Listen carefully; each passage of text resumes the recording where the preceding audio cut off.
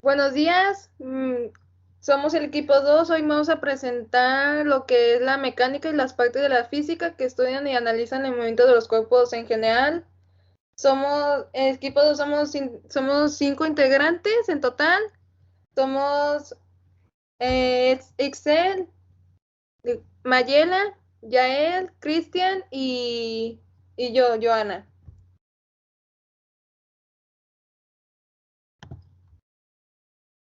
Lo que vamos a ver en general aquí son los movimientos, cómo se producen y los componentes que los componen en sí, cómo se obtienen, y cómo resolver tales problemas que son vinculados a la vida real. Y veremos lo que son también entre cómo son sus conceptos y los tipos de movimientos que pueden dar y los lanzamientos y así como que pueden producir en los cuerpos en general.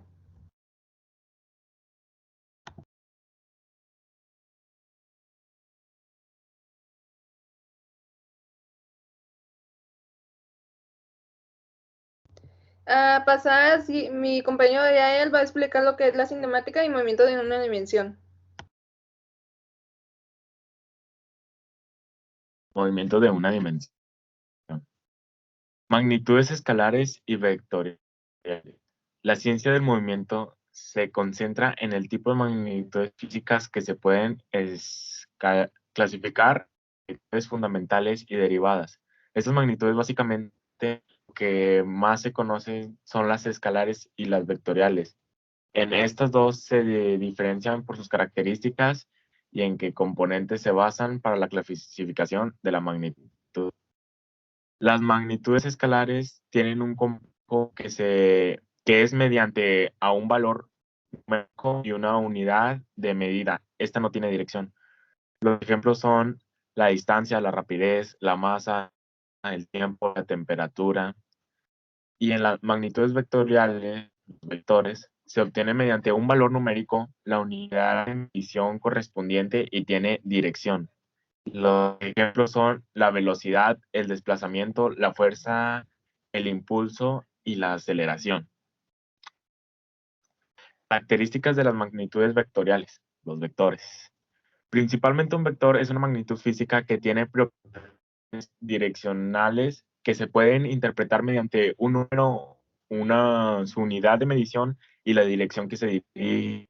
La dirección básicamente es un punto cordial ordinario que puede describirse en términos de sexagesimales. En ocasiones puede describirse en coordenadas polares, como estas coordenadas son una forma de representar un vector. También se puede por medio de coordenadas rectangulares que puede especificar el componente X y su componente Y, en la que se forma un sistema de ejes perpendiculares. Dependiendo de la situación, en esta parte de la física se trata de las cantidades vectoriales que se conocen como coordenadas polares, en la que el valor y su dirección se expresan en este punto de componentes.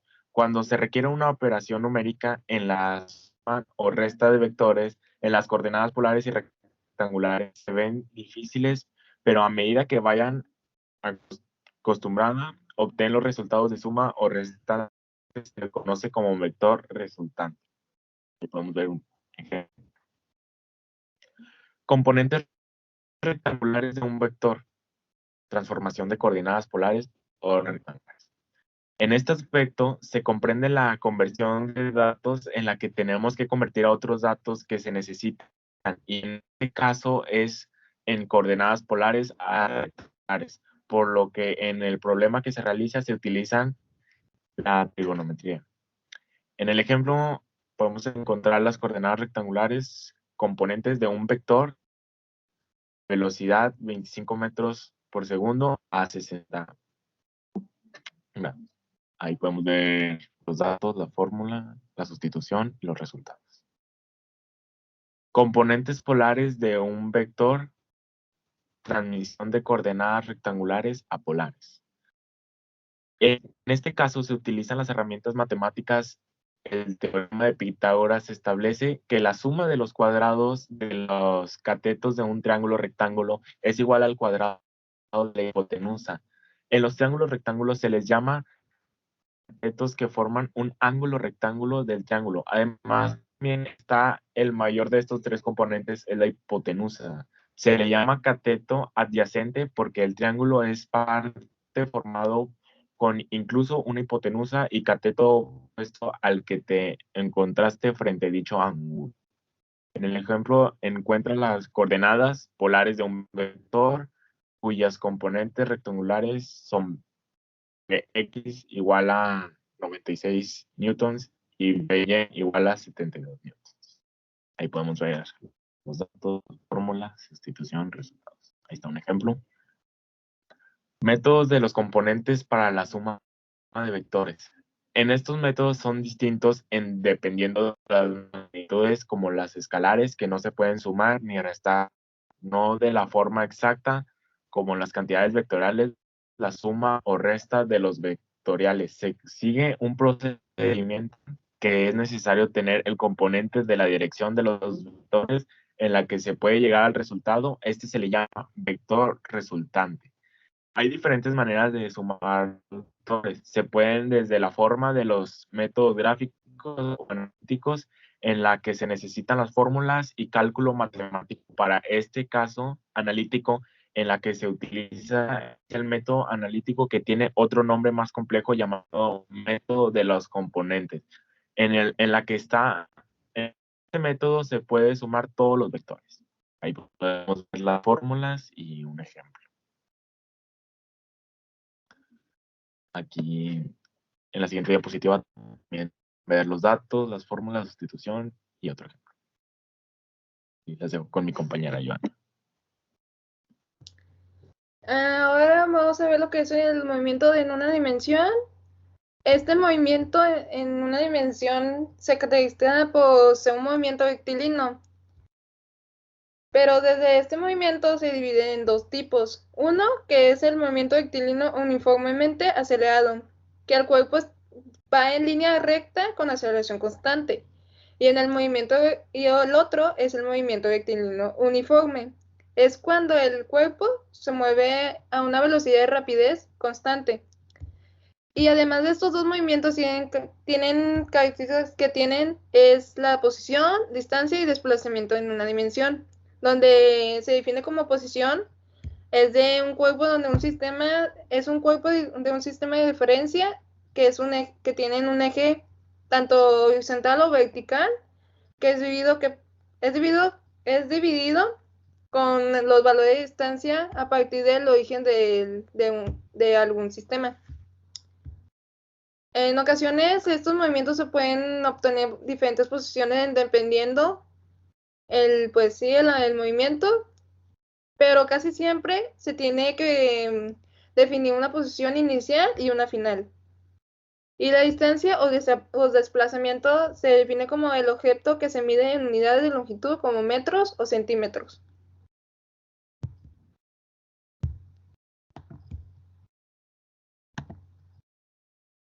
Ecuaciones del movimiento rectilíneo. Mayormente en estos problemas de movimiento rectilíneo se utilizan diferentes ecuaciones en las que, como ya hemos dicho, como en el ejemplo de posiciones de inicial y final, se definen como aquí como se ven. En XY, posición inicial. En XF, posición final. Y también como en velocidades, que aquí puede verse como BI, velocidad inicial, como final, que solo se le cambia lo que es la del I a F. También hay que tener lo que es la aceleración y aquí se define como el intervalo que transcurre en el cambio de posición. Aquí se define lo que es la ecuación de la posición dependiendo de la posición que queremos tener, aquí es la ecuación. Y aquí es la ecuación de la velocidad para determinar la velocidad final.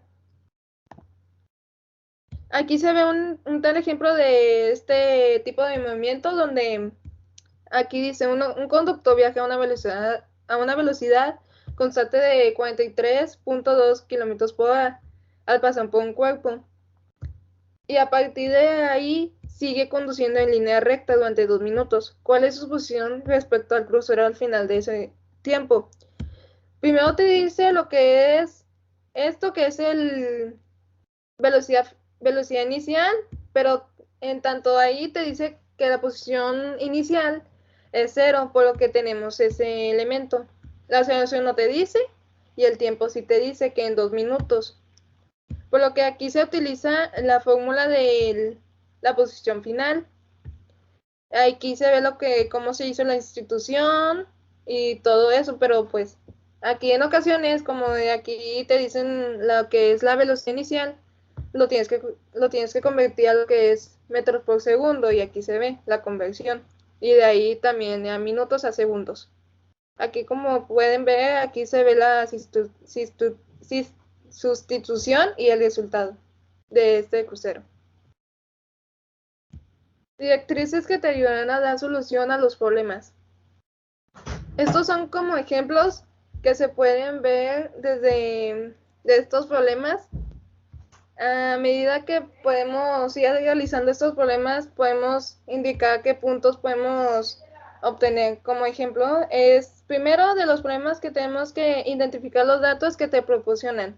Aquí pues son los datos que te dicen en un problema, como la velocidad final, la posición, la aceleración y entre los datos que nos pueden dar. Hacer un dibujo representando el problema que te ayude a comprender y encontrar lo que se necesita. Aquí podemos dibujar lo que es el movimiento, dependiendo del movimiento que te dan, ahí lo podemos dibujar para representar mejor los datos. Convertir los datos a las unidades comprendientes en un solo sistema. El que se utiliza comúnmente es el Sistema Internacional SI. Ahí es un sistema que nos da las unidades en general para no estar confundiéndonos. Si se necesita calcular la posición final o velocidad final, utiliza las ecuaciones completas y sustituyendo los datos en esas ecuaciones que luego se necesita en una manera fácil de encontrar el resultado. Aquí en general, generalmente se tiene que utilizar las ecuaciones completas para no estar confundiéndonos con la sustitución, porque en ocasiones, cuando queremos tener un dato, siempre nos pasamos los pasos, pero así no debe ser. Por lo que aquí se menciona en este punto. Y en la física, los datos numéricos son los que representan las cantidades físicas, por lo que los resultados que se obtienen se tiene una representación real que debe incluir las unidades de medición correspondientes. Si tenemos un dato que necesitamos, aquí se tiene que ver las unidades. O sea, si tenemos la posición final, ahí lo tenemos que representar con metros. O si tenemos la velocidad, necesitamos ponerlo en metros por segundo, porque si son otros datos, o sea, si son otras unidades de medición, no se va a poder encontrar lo que es el dato. Por último, se hace una interpretación del resultado, donde las las cantidades que se obtuvieron sean lógicos, que se apliquen al sentido común. Aquí, en conclusión, pues aquí solo tienes que hacer una interpretación en general sobre los resultados que se obtuvieron y observar cómo se hizo el movimiento y todo eso. Análisis gráfico del movimiento en una dimensión. Es una de las formas para describir los movimientos en una dimensión, es por el análisis gráfico. Estos consisten en una interpretación desde una gráfica entre los campos de posición o velocidades de un cuerpo al moverse de un punto a otro. Hay 3 tipos de gráficas que se pueden utilizar. La gráfica de posición contra tiempo, X versus tiempo. Gráficas de velocidad contra tiempo, V versus tiempo, que es velocidad de la V. Y gráficas de aceleración contra tiempo, A versus T, aceleración versus tiempo. En estas 3 tienen diferentes resultados, y también tienen diferente lo que son los movimientos, dependiendo también los datos que te den. Pero desde estos 3, lo más importante es de la información que se puede extraer desde la gráfica. Desde la gráfica de posición contra tiempo, puedes conseguir lo que es la posición del cuerpo en diferentes momentos, el tiempo que tarda en llegar a una posición dada, la magnitud de una velocidad del cuerpo, y predecir la posición en momentos distintos de los datos recolectados. En gráfica de velocidad contratiempo puedes conseguir lo que es la información sobre la velocidad del cuerpo en diferentes tiempos, el tiempo que se le toma al cuerpo a alcanzar una velocidad determinada, la aceleración del cuerpo, la distancia de recorrido de un tiempo dado, la velocidad del cuerpo en momentos distintos de los registrados. Y en gráfica de aceleración contratiempo, lo único que puede salir de esa gráfica es el cambio de velocidad en intervalos establecidos como el área bajo la gráfica como en un rectángulo. Análisis del movimiento en una dimensión desde el punto de vista de las leyes de Newton. Aquí lo que se ve en sí es la explicación de las 3 leyes de Newton desde su punto de vista.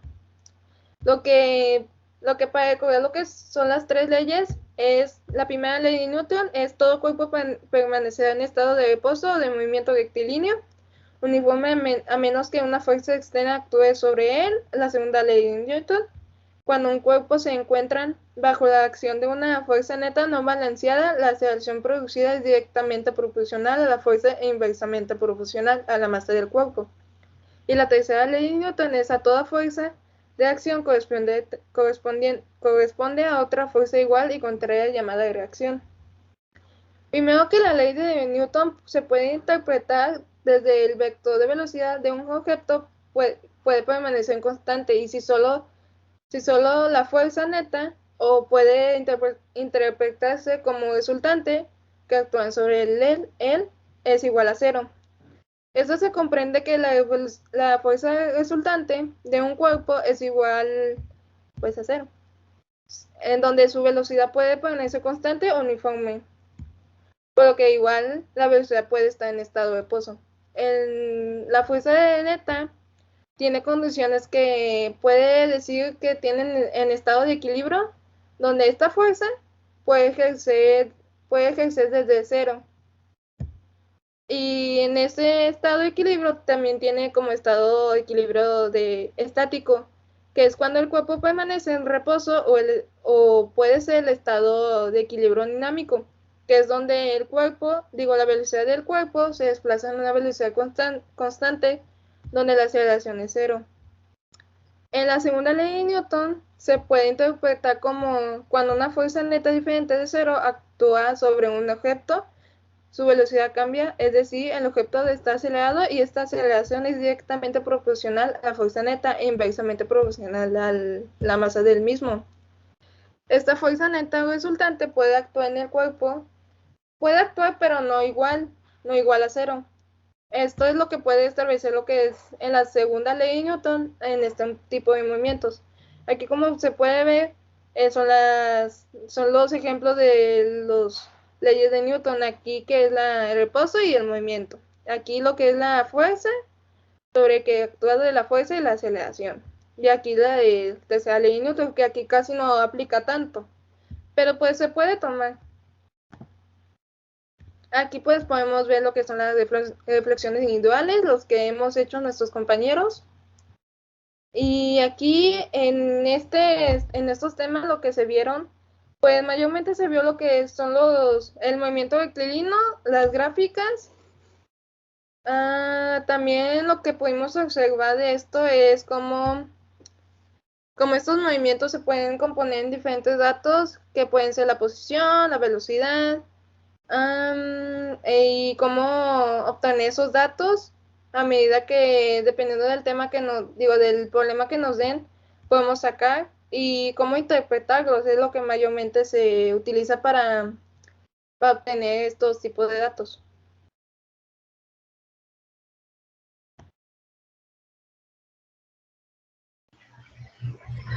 Movimiento en 1 y 2 dimensiones.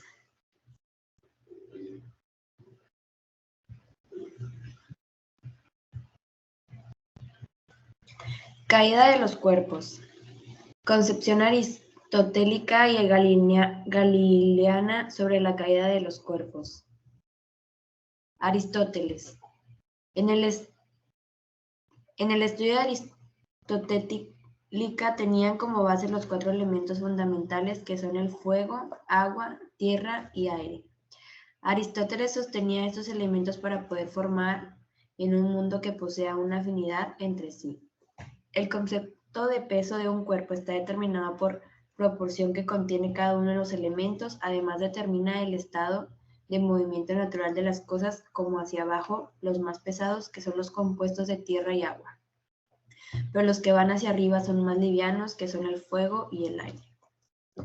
Propuso una idea relacionado con las flechas u otros objetos que podían crear un tipo de especie de vacío en la que podían resultar una fuerza que se hacían desplazarse hacia adelante. Aristóteles se centró en su teoría del movimiento. Además creía que un movimiento de un objeto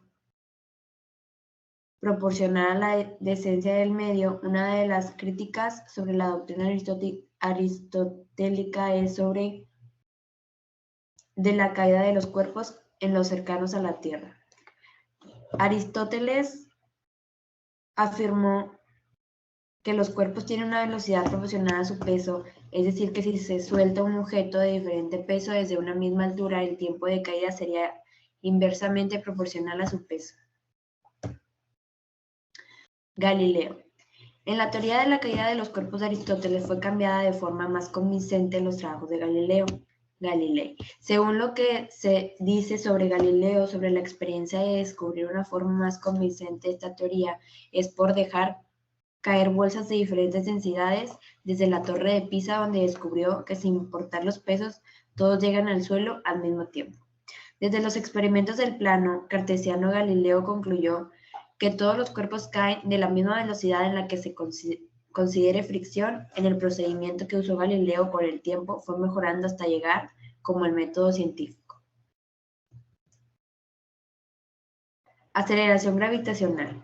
En la aceleración gravitacional comúnmente está en los problemas de la caída libre y tiro vertical.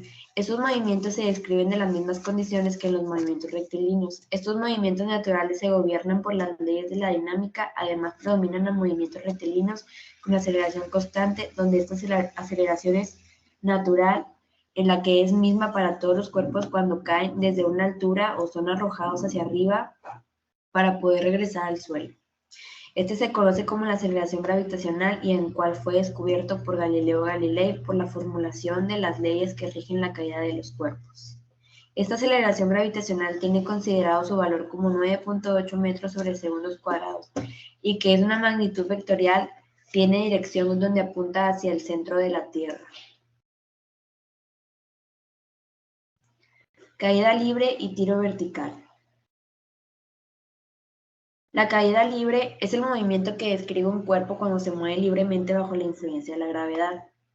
Algunas de las características son: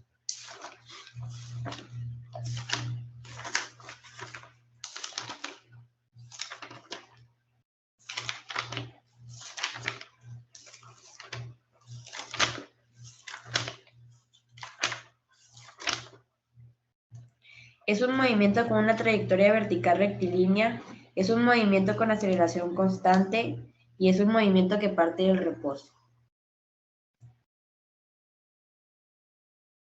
Se le llamó tiro vertical por el movimiento que se describe por un cuerpo que se lanza verticalmente hacia arriba o abajo después de moverse bajo la acción de la gravedad. En este movimiento es gobernado por la acción de la fuerza gravitacional y de la aceleración que ésta produce. Se puede describir con las ecuaciones de la cinemática. Este tipo de movimiento se tiene que tomar en cuenta su carácter vectorial con el objetivo de realizar un análisis y obtener resultados congruentes con el sistema de referencia. Movimiento en dos dimensiones. Comúnmente para estos movimientos son utilizados como ejemplos proyectiles lanzados al aire en cualquier dirección. Pueden ser diferentes proyectiles como un balón de fútbol americano lanzado por el quarterback hacia el receptor o un golfista golpeando la bola con un bastón.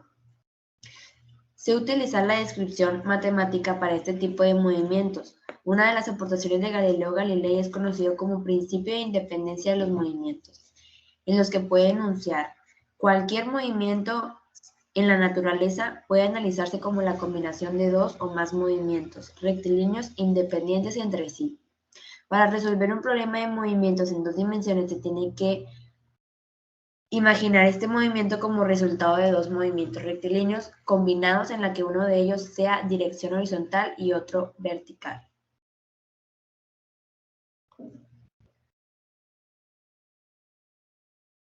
Tiro horizontal.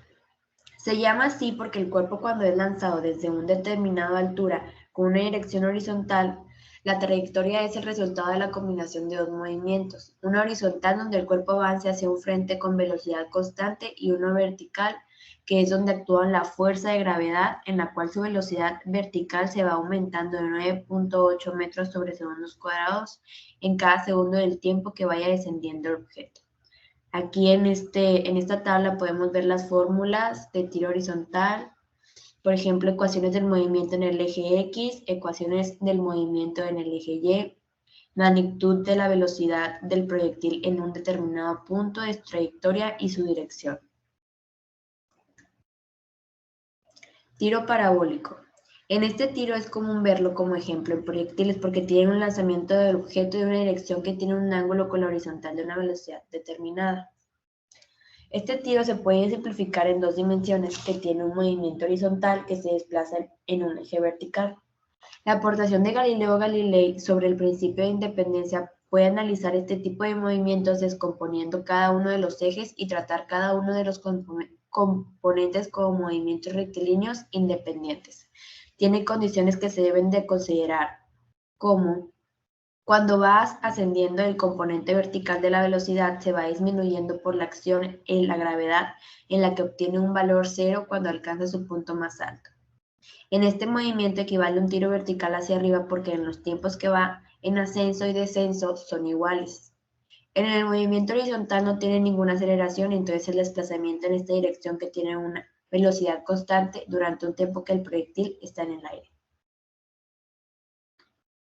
Aquí podemos ver una tabla sobre las fórmulas de tiro parabólico, como por ejemplo ecuaciones del movimiento en el eje X, ecuaciones del movimiento en el eje Y, magnitud de la velocidad del proyectil en un determinado punto de su trayectoria y su dirección. Aquí podemos ver otro ejemplo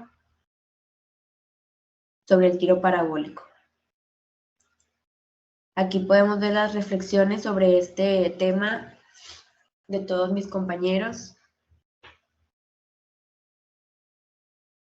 Y aquí en la reflexión grupal, pues tratamos sobre los temas que viene siendo la caída libre, la aceleración gravitacional, Galileo Galilei, Aristóteles, el tiro horizontal, tiro parabólico, y sobre esos temas.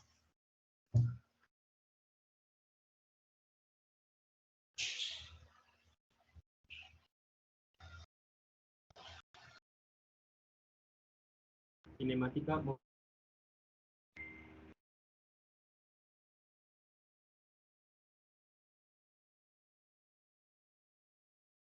Cinemática movimiento circular. Desplazamiento lineal y angular. El movimiento circular es de dos dimensiones, que se puede relacionar con el movimiento rectilíneo. Estos movimientos circulares se observan desde objetos que giran, rodean y rotan, como ejemplo un ventilador de techo. El movimiento circular se describe en una dila coordenada angular, que pueden cambiar de tiempo. Esta magnitud se denomina como desplazamiento angular, porque el ángulo que se describió es de un cuerpo que se encuentra en un movimiento circular. En las unidades que se utilizan para expresar el desplazamiento angular es por los grados sexagesimales. Además, la longitud del arco se le considera la distancia de una trayectoria circular.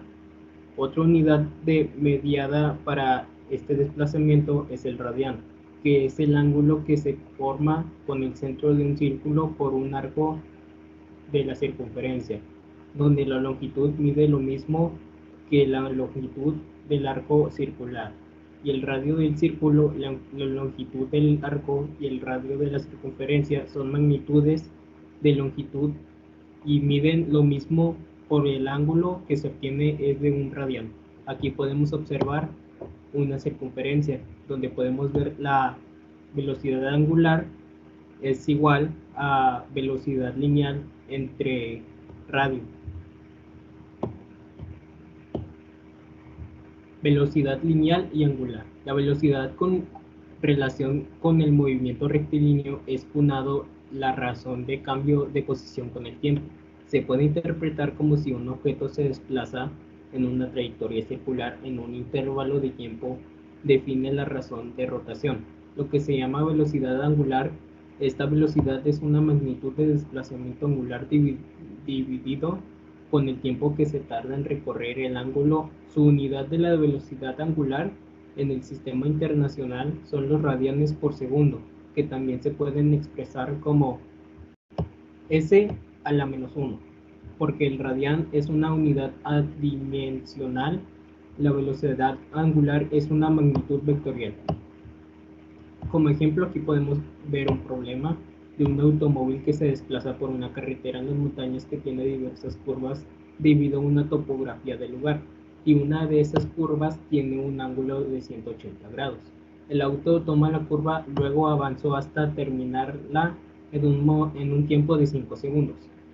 Nos preguntaremos, ¿qué velocidad angular llevó a transitar la curva?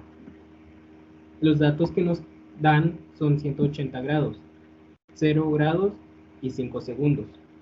Aquí podemos hacer la fórmula de la W, como ya habíamos mencionado antes.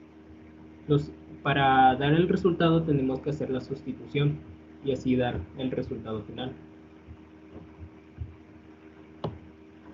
Relación entre velocidad angular y velocidad lineal. En el movimiento circular, la parte que compone el objeto se comporta como un único punto que sigue una trayectoria de una circunferencia, en la que mantiene la trayectoria perpendicular al radio de la circunferencia, por lo cual la velocidad lineal también recibe el nombre de velocidad tangencial. Fórmulas. La velocidad tangencial es igual a V es igual a S entre T. El despeje de S y queda como grado es igual a S entre R. A, S es igual a R por el ángulo. Cuando se despeja la fórmula de la velocidad, se tiene ángulo es igual a velocidad tangencial por tiempo. Se sustituye S es igual a R por velocidad tangencial por tiempo. Se transpone la T al miembro izquierdo de la igualdad y se tiene la siguiente fórmula. Para calcular la velocidad lineal o tangencial desde la velocidad angular es de la forma V es igual a R por W.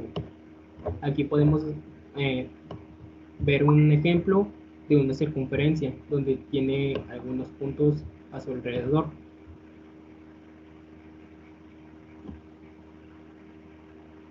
Frecuencia y periodo. Estos dos se dividen entre esos dos. Por el lado de la frecuencia se le llama así por el número de ciclos por unidad de tiempo que efectúa un cuerpo en movimiento vibratorio, ondulatorio o como un movimiento circular. La frecuencia se representa con la letra F. Respecto al movimiento circular, la frecuencia se expresa en revoluciones o vueltas alrededor del centro de rotación. Las unidades de tiempo pueden ser horas, minutos, segundos o cualquier otra unidad de tiempo. La frecuencia representa la cantidad de veces que se repite un evento por cada unidad de tiempo transcurrido. Por el lado del periodo, como habíamos dicho al principio de esta diapositiva, el periodo es el tiempo que tarda un objeto en movimiento circular en efectuar una revolución completa y se representa con la letra T. Aquí podemos ver un ejemplo de la frecuencia. La rueda de una bicicleta gira 230 vueltas en 1.5 minutos. Quieren saber aquí la frecuencia de la rueda. Nos dan los datos del número de revoluciones, que son 230, y el tiempo es 1.5 minutos. Las fórmulas que queremos para resolver este problema son F es igual a número de revoluciones entre tiempo. Para sacar el resultado tenemos que hacer la sustitución y así nos da un resultado de 153.33 RPM. El siguiente, para un problema de periodo, se tiene un CD-ROM que está girando a 2500 RPM. ¿Cuál será la frecuencia y periodo? ¿Cuál será su velocidad angular? Aquí los datos que nos dan son 2500 RPM.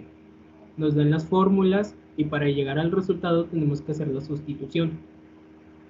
Así los resultados nos dan F es igual a 41.67, T es igual a 0.024 y W es igual a 261.8 radianes por segundo. Aceleración y fuerza centrípeta. Aceleración y fuerza centrípeta. Estas se dividen en dos. Por un lado, la aceleración centrípeta es el cambio de la velocidad o rapidez de un cuerpo respecto al tiempo durante su movimiento.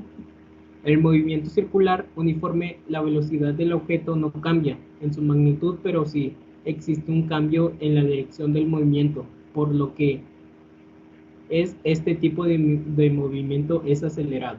El movimiento circular, ya sea uniforme o no uniforme, puede ser explicada desde la primera y segunda leyes de Newton. Cuando una trayectoria es circular, la aceleración apunta directamente hacia el centro del círculo. Se les llama aceleración centrípeta. Es cual dirige radialmente hacia el centro de rotación y es la que provoca el movimiento en una trayectoria circular y no en forma recta. Como dijimos al principio, es aceleración y fuerza centrípeta. Por el lado de fuerza centrípeta, es una fuerza dirigida hacia el centro de rotación. Esta fuerza se le llama fuerza centrípeta porque significa buscando el centro. La fuerza centrípeta siempre será perpendicular a la dirección del movimiento. Aquí podemos ver un ejemplo de una persona que gira una piedra de 350 gramos con una cuerda de 60 centímetros de longitud, atada a ella con una frecuencia de 50 RPM. Determina la fuerza centrípeta que se ejerce sobre la piedra. Datos. Masa de 350 gramos es igual a 0.35 kilogramos. Radián de 60 centímetros es igual a 0.6 y N es igual a 50 RPM. Con base a las fórmulas podemos sacar el resultado final gracias a la sustitución y así nos da un resultado de 5.76 N. Aquí podemos ver las reflexiones individuales de mi equipo y yo.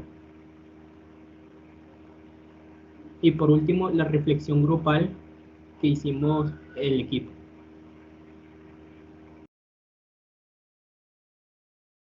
Dinámica, aplicaciones de las leyes de Newton.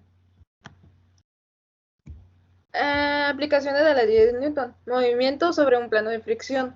Aquí lo que se comprende desde este movimiento se va a comprender más que no solo desde lo que es el movimiento en sí, sino que se va a comprender lo que es la fuerza sobre lo que actúa este movimiento, lo que es el objeto que actúa, la fuerza lo que actúa sobre el cuerpo, es decir, pues este cuerpo puede tener diferentes fuerzas que pueden, ¿cómo se llama? Que pueden hacerse simultáneamente, por lo que es necesario tener un análisis sobre estos esfuerzos, sobre estas fuerzas y mayormente que sean problemas en la vida real. Estas fuerzas pueden ser interpretadas desde un diagrama de cuerpo libre, que es una representación gráfica de un sistema de coordenadas que se pueden mostrar todas las fuerzas que actúan sobre un cuerpo. Este diagrama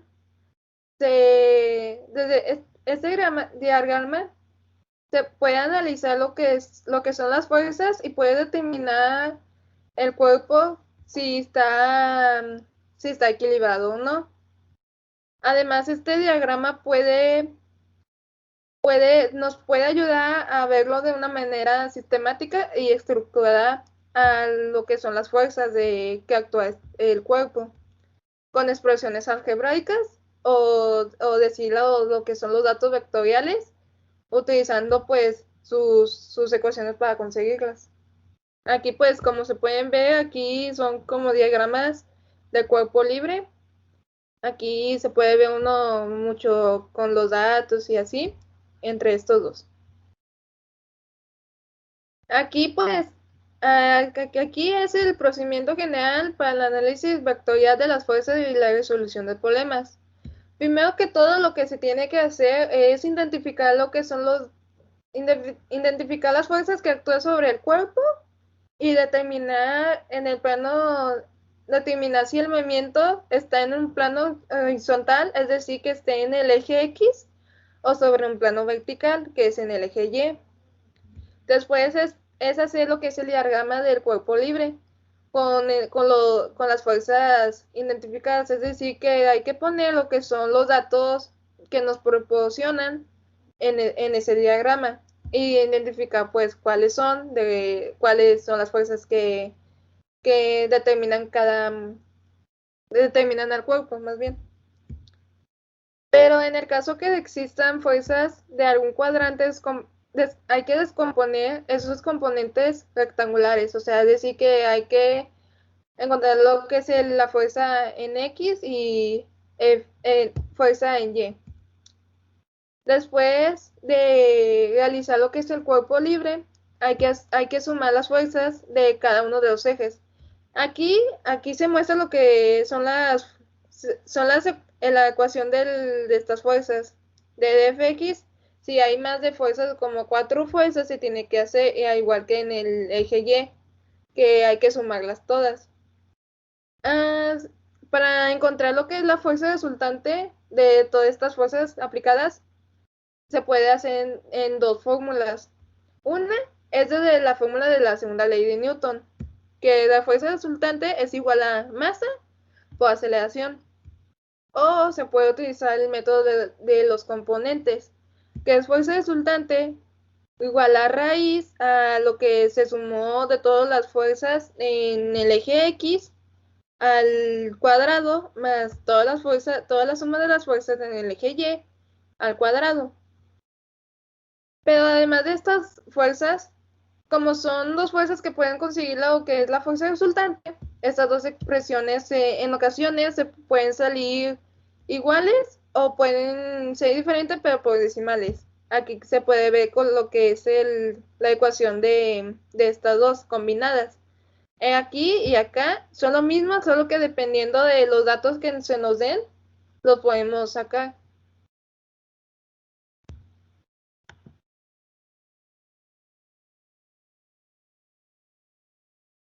Mi compañero Cristian va a explicar lo que es la fuerza de fricción.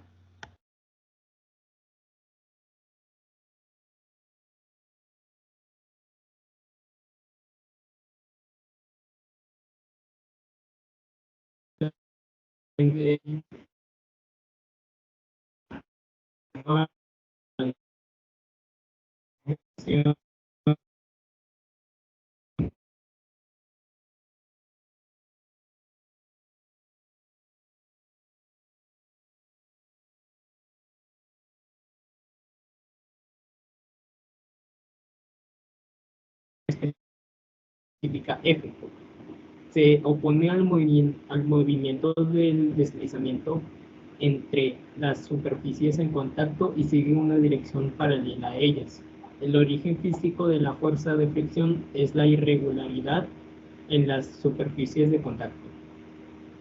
En ocasiones, si se tiene en reposo o en movimiento un cuerpo que se encuentra colocado en una superficie plana, se ejerce en la superficie una fuerza de comprensión, que es la fuerza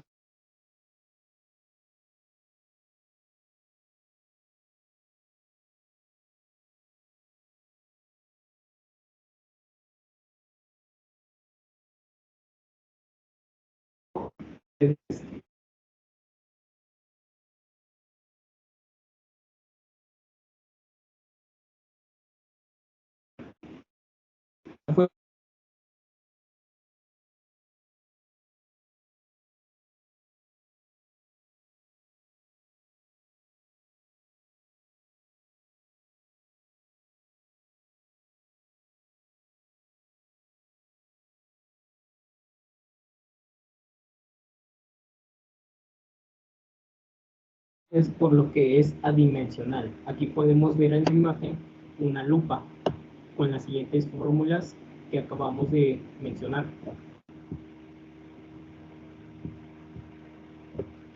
Coeficiente de fricción estática.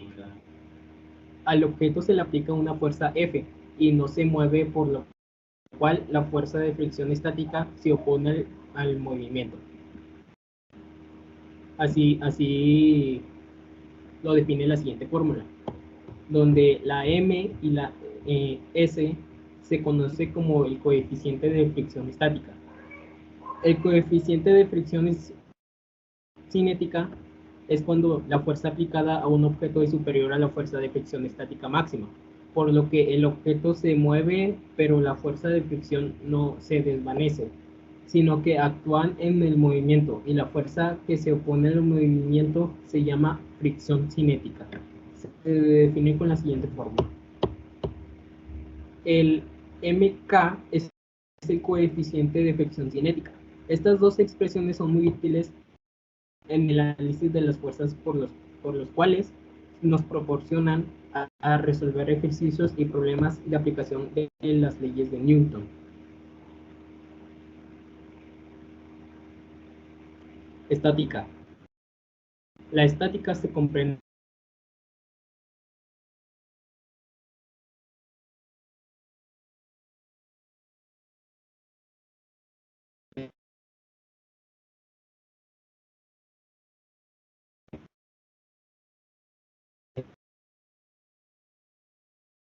los componentes dentro del raíz. La fuerza resultante produce el mismo efecto de un sistema de fuerzas actuando en conjunto. Cuando la fuerza resultante es igual a cero, se presentan dos casos. El objeto se encuentra en reposo, equilibrio estático, o describe un movimiento rectilíneo uniforme, equilibrio dinámico. Esto se puede sintetizar en la primera condición de equilibrio. Un cuerpo se encuentra en equilibrio traslacional si la resultante de todas las fuerzas que actúan sobre él es igual a cero.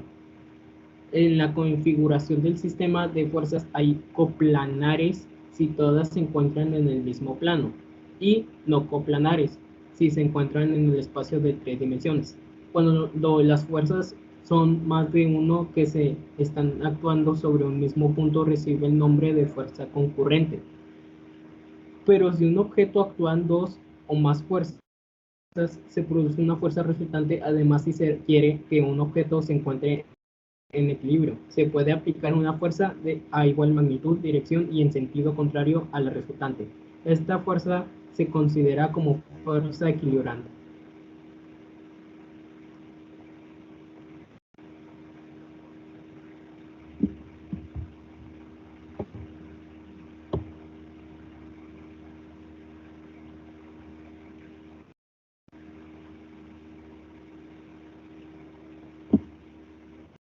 Podemos ver las funciones individuales de cada uno y la reflexión grupal de todo el grupo. Y les dejo con mi compañera Ángela para que les diga las conclusiones. Básicamente lo que vimos en este tema sobre las leyes de Newton, conceptos de fuerza, inercia, masa, peso, aceleración, fuerza normal y fuerza de fricción, sumatorias de fuerza en los ejes del sistema de coordenadas, diagrama de cuerpo libre. Es alguno de los temas que vimos.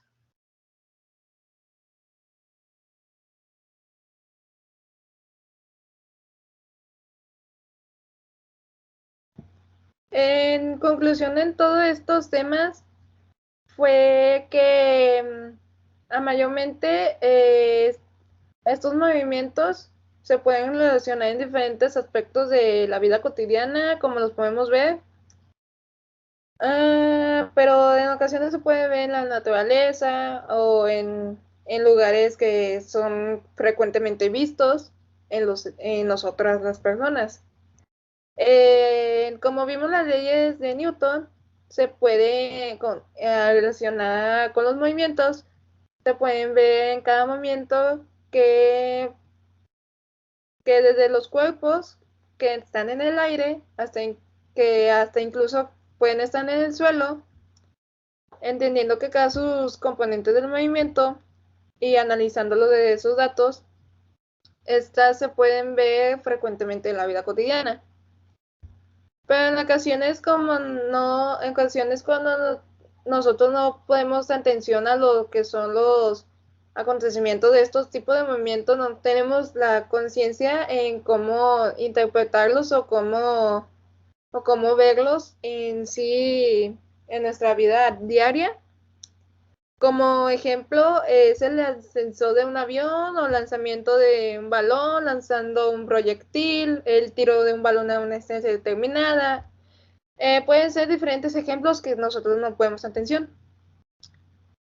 Pero en ocasiones, en diferentes circunstancias, se pueden ¿cómo se llama? Estos acontecimientos en la vida real se pueden convertir en problemas que se tienen que resolver. Desde las fórmulas que nosotros comprendimos en estos temas, y desde esas fórmulas y desde los resultados que obtenemos, podemos conseguir lo que es la interpretación de los resultados, e incluso podemos interpretar una posible hipótesis del movimiento. Pero al así resolver un problema de la vida cotidiana, se tiene que hacer un análisis lógico y comprensible, porque la manera que nosotros entendamos sería imaginar los datos que encontramos y tendríamos una buena imagen del movimiento que tiene que ser lógico, porque estas situaciones ocurren en la vida cotidiana. Y esto es lo que se vio en todo este tema y gracias.